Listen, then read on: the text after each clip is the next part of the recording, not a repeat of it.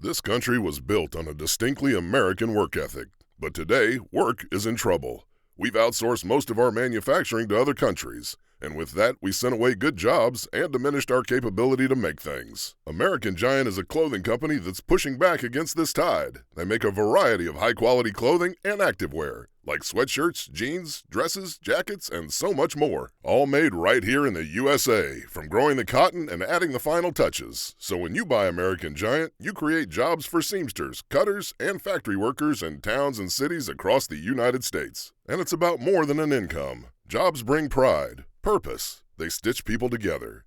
If all that sounds good to you, visit American-Giant.com and get 20% off your first order when you use code STAPLE20 at checkout. That's 20% off your first order at American-Giant.com with promo code STAPLE20.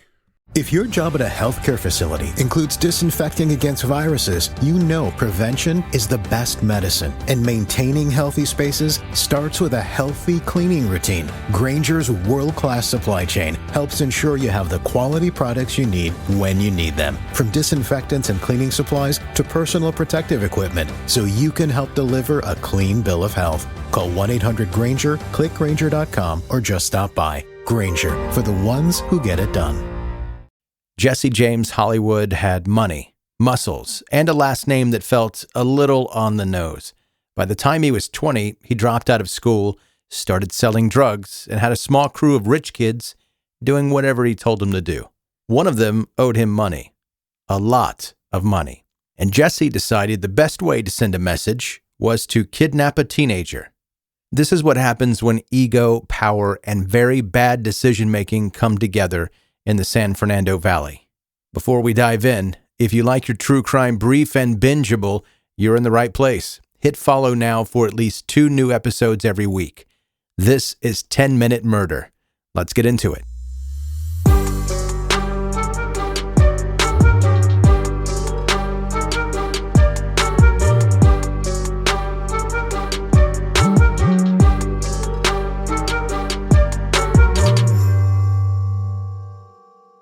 In the early 2000s, Jesse James Hollywood was living like the lead in a teen drama. San Fernando Valley, Los Angeles, private school, well-off parents. He had money, grades, friends, and a name that sounded like it was made for a movie poster. Everything in Jesse's life came easy.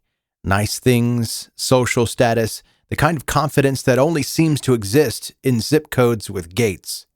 Then he hit his teenage years, and it took a sharp detour. He stopped caring about school and shifted to focus on the gym.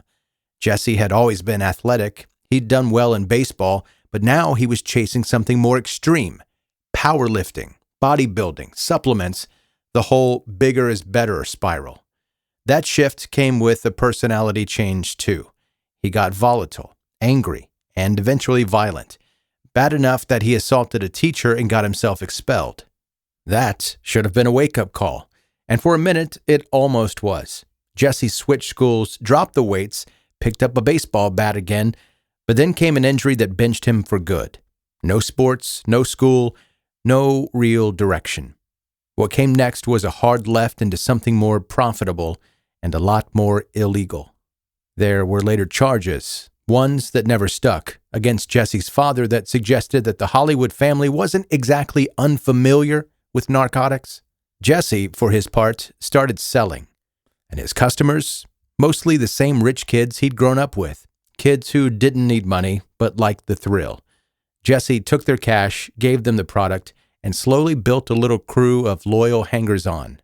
But when they weren't buying from him, they were doing him favors. Some dumb, some dangerous.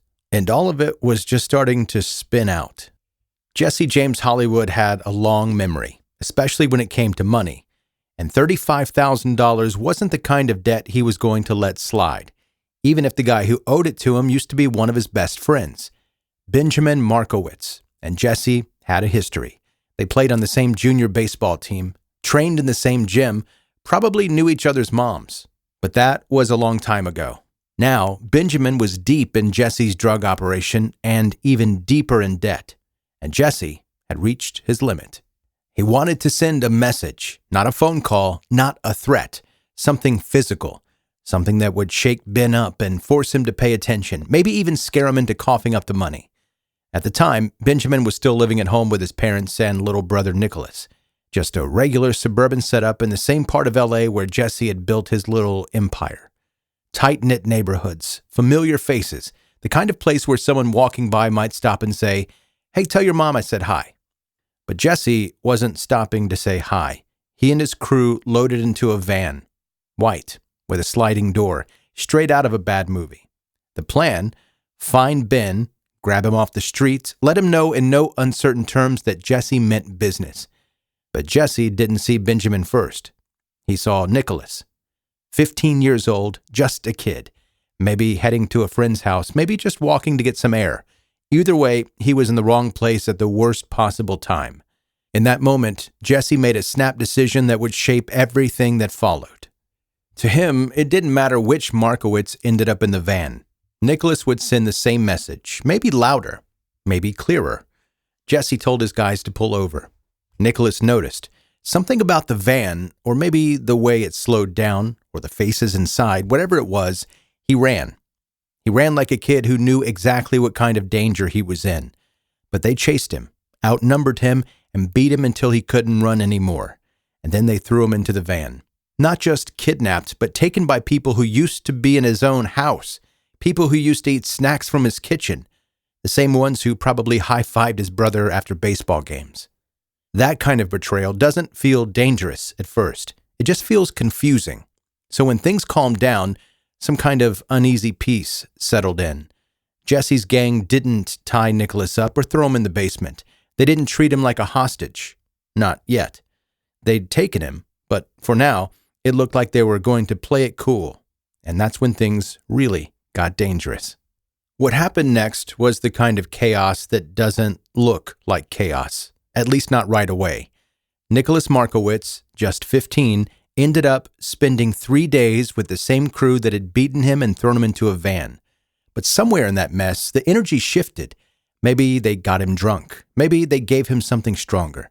Maybe they convinced him it was all just for show, that no one was really going to get hurt. Or maybe for those 3 days, Jesse hadn't actually made up his mind yet. Whatever the reason, Nicholas stayed. He drank with them. He partied. Other people saw him. Friends, even parents.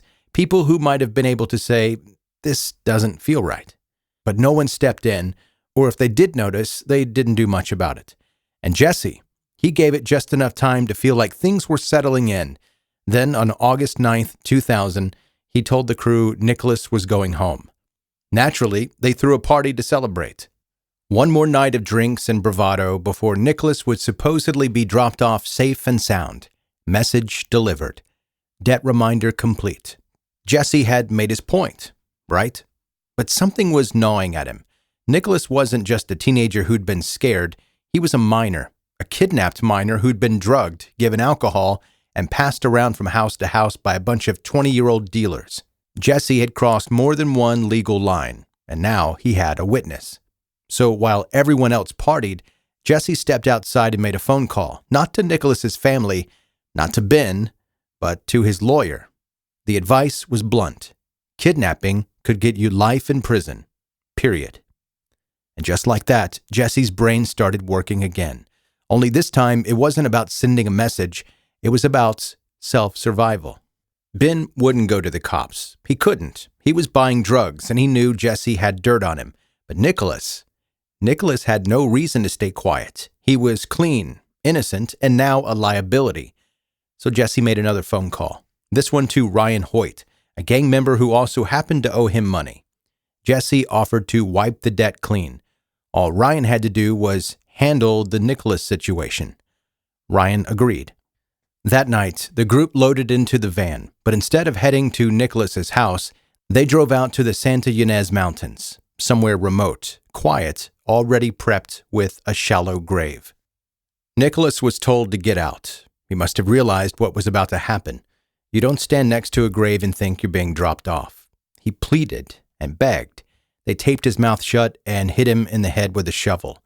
He fell into the grave, where Ryan shot him 9 times. 4 days later, Nicholas's body was found. And because Jesse and his crew had paraded him around town, taken him to parties, let people see his face, they weren't exactly hard to track down. 4 gang members were arrested almost immediately, Ryan Hoyt among them. But Jesse, he was already gone. He'd skipped town, made his way to Brazil, and moved in with his godfather, who, according to reports, had no idea Jesse was now wanted for murder. Jesse reinvented himself, learned Portuguese, changed his name, got a woman pregnant. He believed that having a child in Brazil might shield him from extradition. It didn't. Shortly before his son was born, Jesse was arrested while heading to the mall to meet a cousin. Back in the States, the rest of his crew had already served 5 years by the time Jesse's trial began. It lasted weeks. The jury took 3 days to deliberate. Ryan Hoyt had already been sentenced to death, though that would eventually be commuted to life in 2024. Now it was Jesse's turn. He was found guilty of first-degree murder and kidnapping. Life in prison, no possibility of parole.